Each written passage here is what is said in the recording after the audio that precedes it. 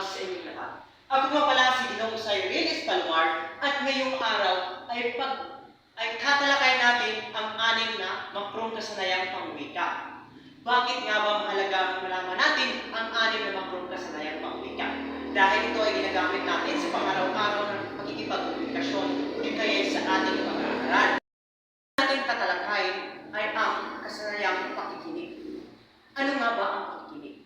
Ang pakikinig ay isa itong kakayahan ng tao upang makaintindi o makarinig ng mga salita. Ginagamitan ito ng tenga. Ang tatalakay natin ngayon ay ang unang layunin ng pakikinig. Ito ay ang una nating tatalakayin ay ang upang makalikom ng impormasyon. Bakit nga ba importanteng makalikom tayo ng impormasyon? Sa pamamagitan ng pakikinayam, halimbawa lamang yan, isa kang radio broadcaster o kaya sa telebisyon, sa pamamagitan ng pakikinayam ay mapakinggan mo kung ano ang mga nangyayari.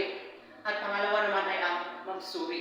Sa pamamagitan ng pagsusuri ay makakuha ka ng mga opinyon gamit ang pakikinig.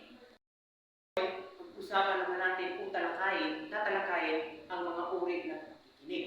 Una ay ang informatibo o informative. Ang informatibo po ay napakinggan ang mga talagang mga totoong mga sinasabi.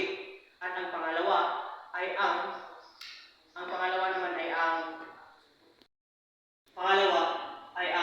pakikinig, ang uri ng pakikinig na pangkasiyahan. Ang pangkasiyahan po ay upang maaliw ang ating mga tagapakinig. At ang pangatlo naman ay ang kritikal. Ang kritikal po ay ang pakikinig. Ang nakikinig po ay magamit ng pag-analisa upang malaman ang kanyang mga sinasabi o sinasalita. Ngayon, tatalakayin natin ang mga uri ng tagapakinig. Una ay ang eagle beaver. Ang eagle beaver, ito po yung mga nagtamo-tamo lamang o di kaya nakangiti lamang habang nakikinig sa mga diskusyon, nakikinig sa mga nagsasalita. Sila po yung parang may interes sa mga nagsasalita sa harapan o di kaya sila ang nakikinig na maayos. Pangalawa naman ay ang sleeper. Ang sleeper po, ito po yung nakikinig na tahimik lamang. Pero sila ay nakikinig sapagkat sila ay hindi po nagsasalita. Palagi na sila tahimik. At ang pangatlo naman ay ang tiger. Ang tiger po ay palagi silang naghanda o di kaya nagre-react sa mga nagsasalita sa harapan. O di kaya ito po yung tagapakinig na palagi nagre-react. Parang alam nila na mayroon talagang pagkakamali. Kaya po ang tiger, ang tiger po ay ito po yung mga palaging nagre-react lang ng mga nagsasalita. Parang sila nang palagi ang tama. Ito yung palagi mong sinasabihan, pero parang hindi niya pakinggan ang mga sinasabi.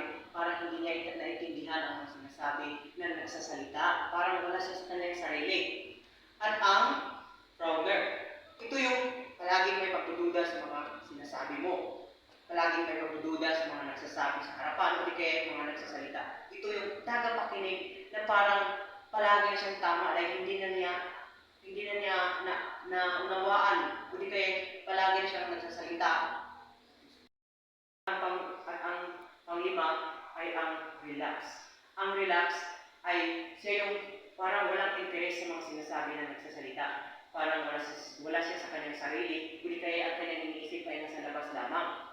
At ang pang-anim na ay ang busy. Ito yung mga tao o tagapakinig na nagsiselfon lamang habang may nagsasalita, hindi ko siya nakikinig dahil meron sa ginagawang kanyang sariling ginagawa. At ang pang-uli naman ay ang two-eared listener. Ito po yung mga tagapakinig na may interes o epektibong tagapakinig dahil napakinggan, nakikinig siya ng maayos sa mga nagsasalita. Siya po ang pinaka-epektibong tagapakinig dahil naintindihan niya ang mga sinasabi at naunawaan ito. Kalawang makrong kasanayang pangwika, ito ay ang pagsulat. Ang pagsulat ay isang kakayahan ng tao upang makapagpalabas ng kanyang mga saloobin gamit ang kanyang mga kamay. Halimbawa naman yan ang ating pambansang bayani na si Dr. Jose Rizal na sa pamamagitan ng kanyang pagsusulat ay naipalabas niya ang kanyang mga saloobin. Dahil sa panahon iyon, sa panahon ng Espanyol, hindi po tayo nagagamit ng hindi po tayo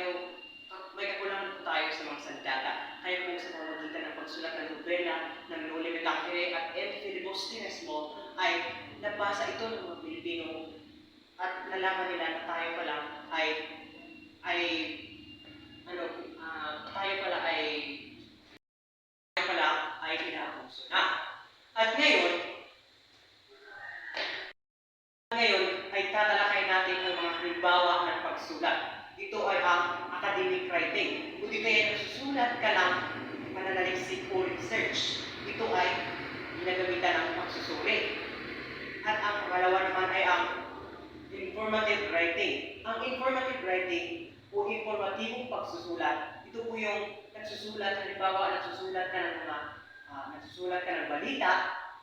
Sa pamamagitan po ng pagsusulat ng balita, ito po ay informatibo sapagkat upang ito ay maintindihan dahil ito po yung mga salita na mababasa ng mga mamamayan o sa mga tagapagbasa. Kaya po sa pagsusulat ng mga balita, isa po gagamitin ang informative writing. Mga halimbawa ng pagsulat, ito po yung pagsulat ng tula, pagsulat ng talata, pagsulat ng kwento. Sa pamamagitan ng pagsulat ay maraming magbabasa na makaintindi sa mga sinusulat ng tao. Tulad lamang ng pagsusulat ng balita, sa pamamagitan ng pagsusulat ng balita, halimbawa ng panahon pa ng ating mga lolo at lola, wala pang telebisyon. Kaya nababasa nila mga balita sa mga newspaper. At sa pamamagitan ng pagbabasa nila, meron pa lang palapit ng mga kalamidad, hindi kayo mga bagyo. Sa pamamagitan ng pagsulat, marami kang taong nabibigyan ng informasyon. Ang pagsulat, maging ito ay formal, hindi formal. Lagi po natin tatandaan na ang pagsulat ay isang kakayahan o makapangyarihan upang makapagbahagi o makipahayag ng ating mga saloobin. At ngayon, tatalakayin natin ang pangatlong makrokasanayang pangwika, ang pagsasalita. Ano nga ba ang pagsasalita? Ang pagsasalita ay isa itong kakayahan ng tao upang makapagbigay ng impormasyon sa kanyang mga tagapakinig o mga audience. Tatalakayin natin ang uri ng pagsasalita. Una ay ang memoryado. Ang memoryado, ito po yung talumpati na parang alam mo na ang iyong sinasabi dahil sinasaulo mo na ang iyong isasabi. At pangalawa naman ay ang impromptu. Ang impromptu ay bigla ang talumpati na hindi mo ito pinaghandaan, wala kang dalang papel. Parang sinasabi lang ito na ikaw ay magsasalita sa harapan na walang kang alam. Pero nasabi mo ito, karamihan po itong matatalinong tao. Hindi na sila naghanda sa kanilang sasabi. Impromptu na lang ang kanilang sinasabi dahil parang madali na lang nilang salita kung ano ang dapat na salita para sa mga tagapakinig. Extemporaneous. Ito po ay may handaan na pagsasalita, may handaang taglay sa pagsasalita. Ang husay ng tagapakinig. Una ay ang tinig. Siya ang pinakapuhunan ng tagapagsalita. Upang dito natin malalaman na parang ang isang nagsasalita ay parang hindi siya robot lamang, kundi gumagamit siya ng kamay upang maintindihan ng mas malalim ang kanyang mga sinasabi. Pagtatalumpati. Ano nga ba ang pagtatalumpati? Ito yung kakayahan ng isang tao upang maghikayat ng mga tao rin. Halimbawa niyan, kung papalapit na ang halalan o eleksyon, ay ang mga politiko ay naghihikayat na sila upang sila ay iboto o di kaya piliin upang manalo sa kanilang posisyon na. At ang ay ang pakikinayang. Bakit nga ba importante ang pakikinayang? Halimbawa, isa kang radio broadcaster o di kaya sa television ka nagtatrabaho. At sa pamamagitan ng pakikinayang ay makakakalap ka ng mga informasyon o sa pamamagitan ng pakikinayang mo interview, makakakalap ka ng mga informasyon na dapat mong malaman. Ang pangatlo ay ang pagdidebate. Ito yung may mga argumento at pinagtalunan ng dalawang kupunan. At ang pang-apat, ang pakikipag-usap. Ang pakikipag-usap ay nagagamit natin ito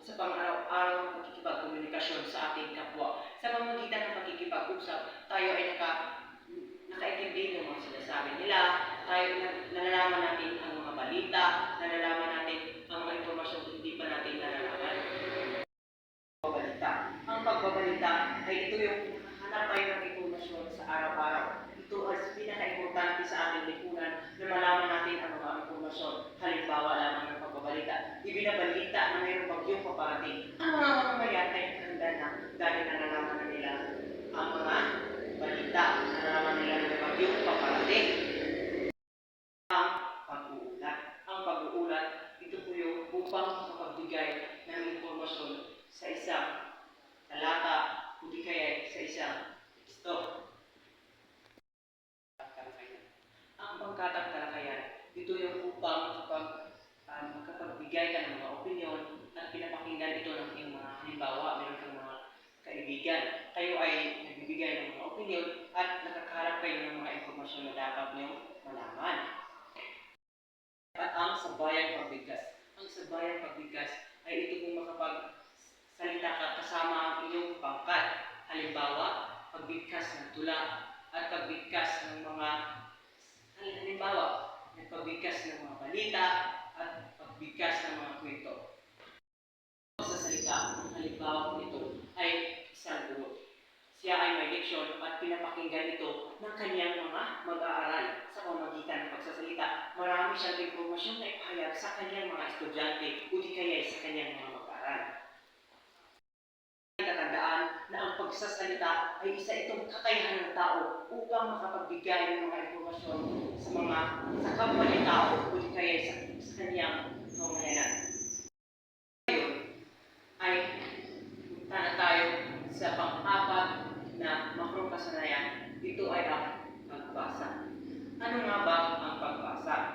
Ang pagbasa ay isa itong kakayahan ng tao upang makaintindi ng mga salita at gamit dito niya malaman kung paano magbasa ng ayos. May dalawang uri ang pagbasa. Ang una ay ang mahinang pagbasa o tahimik na pagbasa. Ito po yung andun tayo sa silid-aklatan o library. Dahil po sa silid-aklatan ay hindi po dapat maingay ang mga tao doon.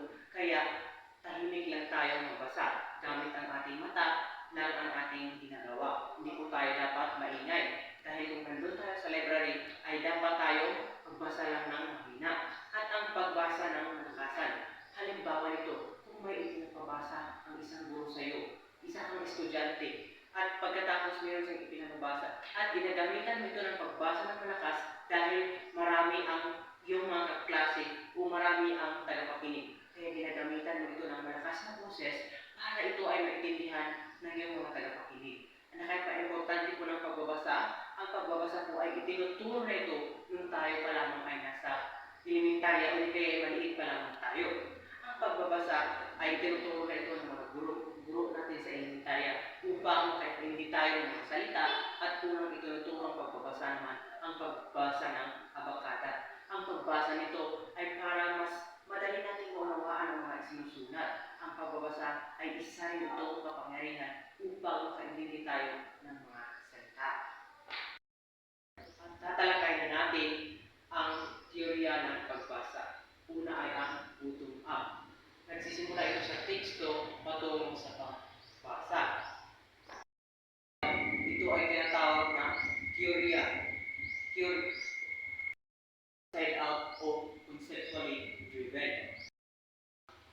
Interactive. Ang interactive, ito po yung nagpapakita ng interaction sa isang manunulat o sa mambabasa. Mga uri ng pagbasa. Una ay ang skimming. Ang skimming, ito po ay ang pagbabasa ng malakas. Ito ay sinasanay ng mga estudyante at itinuturo na ito ng mga guro na upang hindi po sinasabing mabilis ay parang binabasa mo na wala kang naintindihan. Binabasa mo ito ng mabilis, ginagamit mo ito at meron kang pulot sa iyong binabasa.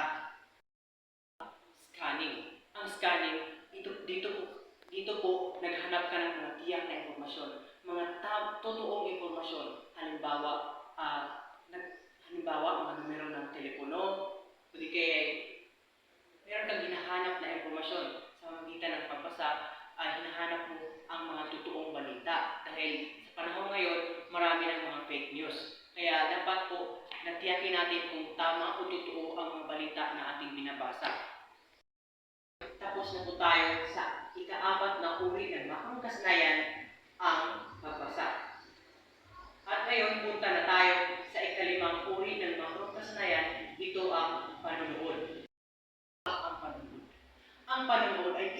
kakayahan ng tao upang ito ay magmasid ng mga balita. Sa pamamagitan ng panonood ng balita ay meron kang makalat na maraming impormasyon na dapat mo ito ay at maintindihan mo ito ng malalim. At ang mga halimbawa ng panonood, may isang guro na nagpapakita ng turo. Ang isang guro ay merong inihandang pagpasigla o energizer sa harap ng kanyang mga estudyante. Sa pamamagitan ng pagharap ng mga energizer ay mas madali na nalalaman kung paano gumalaw, kung paano sumayaw ang mga estudyante. Dahil hindi po lahat ng estudyante ay madaling maintindihan ang mga salita. Pwede rin sa pamamagitan ng pagmamasid, mas madali nilang maintindihan ang mga bagay, ang mga salita na hindi pa nila nalalaman kung hindi pa nila naiintindihan. Tatalakay na natin ang iba't ibang uri ng panonood. Una ay ang discriminant. Ang una ay ang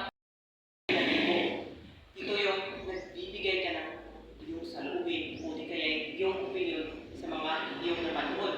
Halimbawa, nanonood ka ng balita, pero parang sa'yo, naisipan mo na ito ay hindi totoong balita. Kaya nagbibigay ka agad ng opinion kung ano ang iyong meron kang sinasabi na opinion sa pamamagitan ng panonood. Kaya mo na ang iyong opinion. At may isa pang halimbawa niya, habang may nagsasalita, nagtatalumpati sa harapan, at ikaw ay alam mo kung paano magtatalumpati, at saka may nagkamali, parang sinasabi mo na, ito pala ay nagkamali. Sa pamamagitan ng ganyan, ay meron kang opinion, ay pinahayag na siya po ay nagkakamali. Pero hindi po lahat ng opinion ay tama.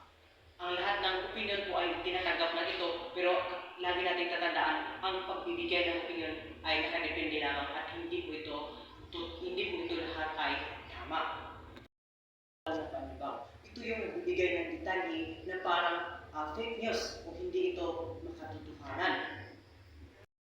Ang critical, ito yung habang ikaw ay nanonood, meron kang ibinigay na pagsusuri kung ito ba ay tama, ina-analisa mo kung ito ba ay katotohanan ang iyong napanood. Halimbawa, nanonood ka ng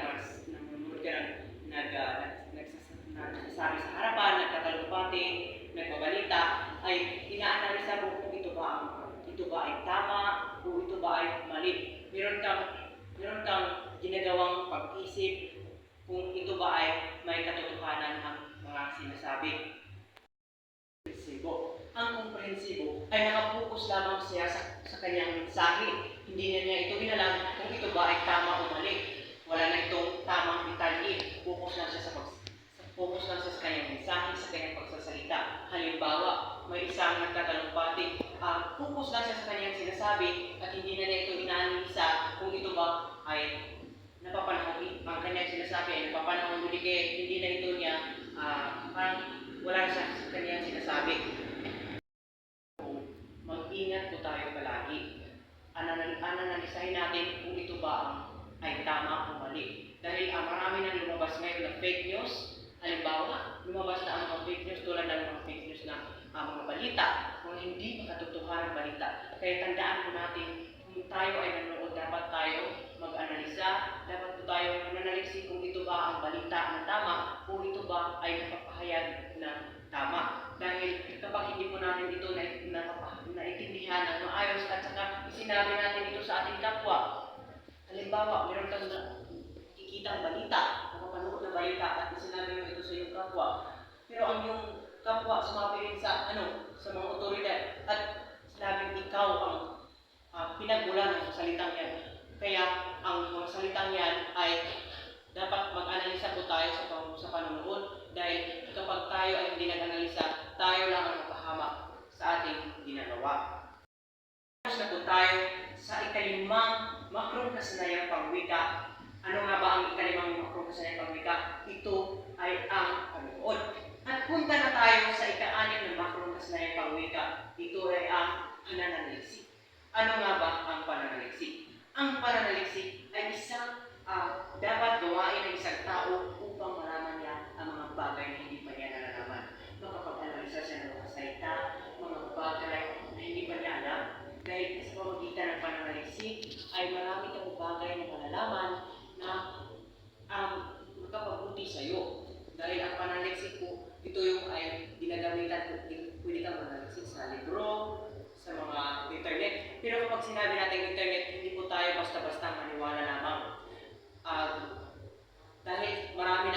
news na kumakalat ngayon sa internet. Kaya nga kung tayo ay mananaliksik, tayo ay mag-analisahin natin at suriin natin ng maayos kung ito ba, kung ito halimbawa, mananaliksik ka ng mga isyu. Tapos, ang isyu yan ay hindi totoo.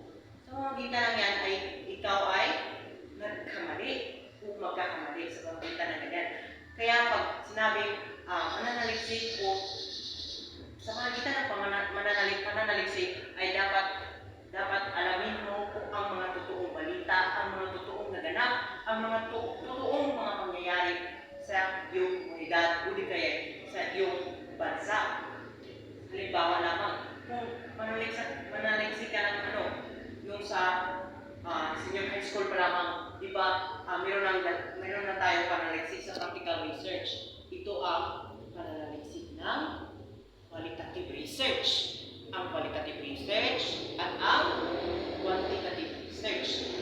Napaka-importante po ng tinuturo na ito nung nasa sekundarya pa lamang tayo, sa senior high pa lamang tayo, sapagkat tinuturo nila kung paano tayo magsagawa ng pag-analisa o pagsaliksik ng mga hindi pa natin alam ng mga salita. Dahil sa panahon ngayon, kumakalat ng fake news, kaya dapat tayo maging mausisa, kundi kaya mananaliksik na hindi pa natin nalalaman ng mga salita. Dahil bilang isang mamamayan, dapat natin malaman ang mga bagay na o mga salita o mga nagaganap na hindi pa natin alam upang makapulot tayo ng tamang landas o tamang patutunguhan gamit ang pananaliksik. Ang mga uri ng pananaliksik. Una ay ang reading research. Sa pamamagitan ng reading research o pagbabasa, halimbawa, nagbabasa ka ng libro dahil meron kang mga hindi pamilyar na salita, kaya ginagamitan mo ito ng research o pananaliksik. Sa pamamagitan ng pagbabasa ng libro ay malalaman mo kung ano ang totoo o tama na salita na parang halimbawa meron kang hindi naiintindihan na salita at saka binabasa mo ito sa libro ay nakukuha mo ang tama na kahulugan nito. Kaya po napaka-importante po ang reading research o pagbabasa ng pananaliksik. Yun lamang ang ika-anim ng uri ng mga kasanayan, ang pananaliksik. Sa makatuwid, ang anim ng makrong kasanayan, ito ay mahalaga pala bilang isang mga mag-aaral. Dito natin malalaman kung paano tayo makikipag-komunikasyon ng maayos, sa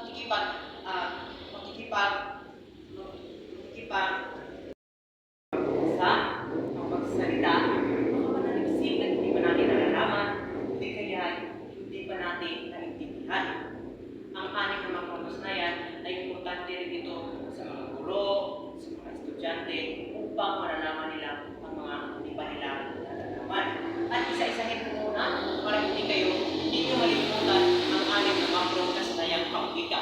Una ay ang pakikinig, pagsasalita, pagbasa, pagsulat, panonood, at pananaliksik. Sa pamagitan ko niyan ay maiangat natin ang ating kaalaman bilang isang estudyante. Yun lamang ang anim na makrong kasanayang pangwika. Dapat natin intindihin o dapat natin suriin ang hindi pa natin nalalaman at dapat nating ayusin ang ating tono ng panalita gamit ang anim na makrong kasanayan. Ako nga po si Cyril Espalomar at yun lamang po ang anim na makrong kasanayan.